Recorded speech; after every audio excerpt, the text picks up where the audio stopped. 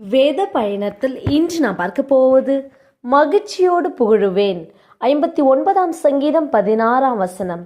நானோ உம்முடைய வல்லமையை பாடி காலையிலே உம்முடைய கிருபையை மகிழ்ச்சியோடு புகழுவேன். சங்கீதக்காரன் கர்த்தரை நோக்கி இப்படியாக சொல்கிறார், நானோ தேவனுடைய வல்லமையை பாடுவேன், காலையிலே அவருடைய கிருபையை மகிழ்ச்சியோடு புகழுவேன் என்று. ஆம், நம்முடைய கர்த்தர் ஒவ்வொரு நாளும் தம்முடைய கிருபையை நமக்கு கொடுக்கிறார். நாம் உயிர் வாழ்வதே அவருடைய கிருபை. அந்த மகத்துவமான கிருபையை நாம் மகிழ்ச்சியோடு புகழ வேண்டும். தினமும் அவருடைய வல்லமையை பாடி கர்த்தருடைய நாமத்தை மகிமைப்படுத்த வேண்டும்.